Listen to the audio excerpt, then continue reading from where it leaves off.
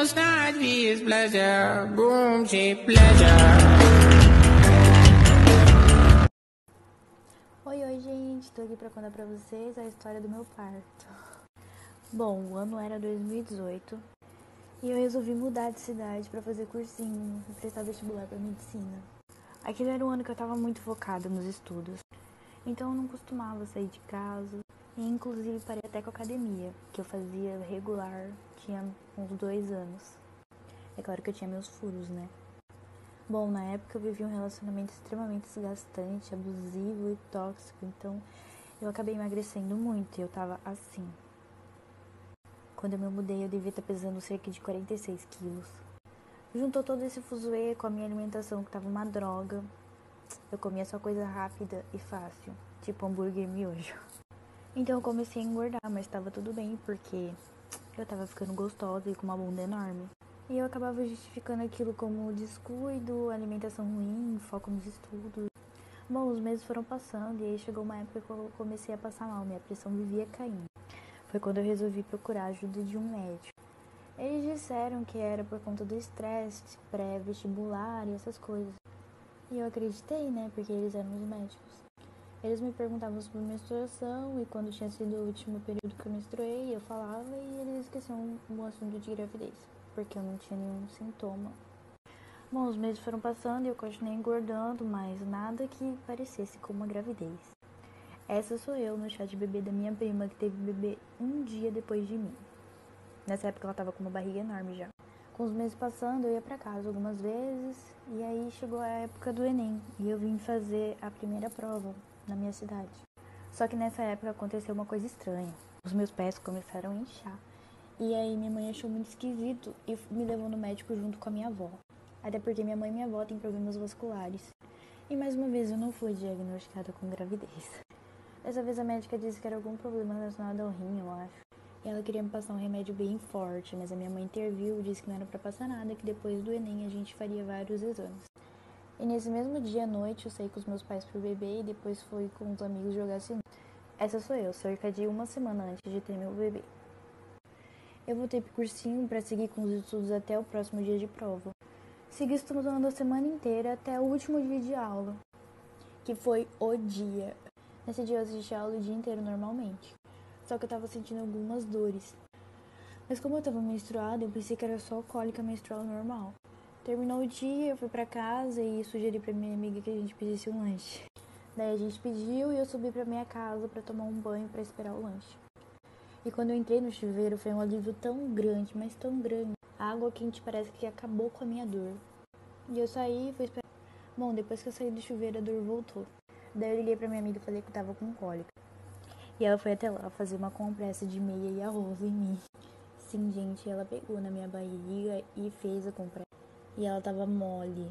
Daí eu falei pra ela que tava melhorando e ela desceu e eu continuei lá pra esperar o lanche. O lanche chegou e eu peguei, mas eu nem conseguia comer porque a dor já tava muito intensa. Daí minha amiga disse que se precisasse de alguma coisa era só ligar, perguntou se eu não queria dormir lá, mas eu preferi ficar sozinha porque tava sentindo muita dor.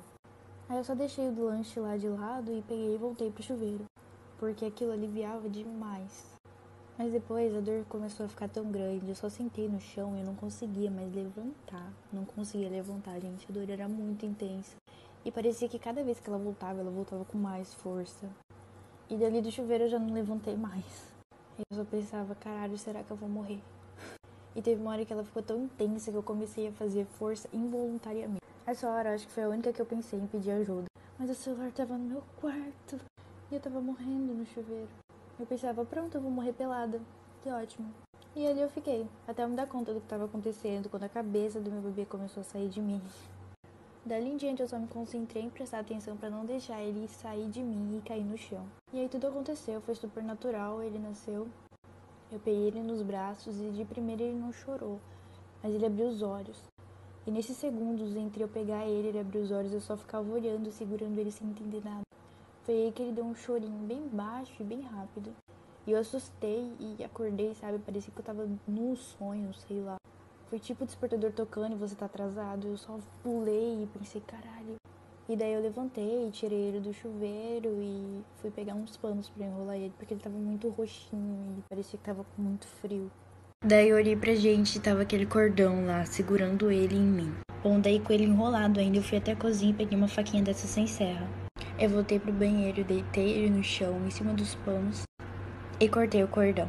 Por incrível que pareça, a médica falou que foi perfeito meu corte. Mas na hora que eu cortei, eu vi que saiu sangue. E eu pensei, cara, isso não é normal, né? Daí eu peguei o cordão e enrolei e vi que parou de sangrar, então tava ok. Bom, daí eu fui até o quarto, desci o colchão da minha cama com os pés, porque eu tava segurando o bebê. Dei mamar pra ele e deitei ele ali mesmo, pra preparar o banho dele. Mas antes eu tirei essa foto. Foi a primeira foto dele. Dá pra ver que ele ainda tá enrolado em um monte de pano. Depois eu consegui fazer ele dormir, e aí eu fui até a cozinha e peguei um balde. Esquentei água no fogão e fui até o quarto da menina que morava comigo, porque ela usava shampoo de bebê.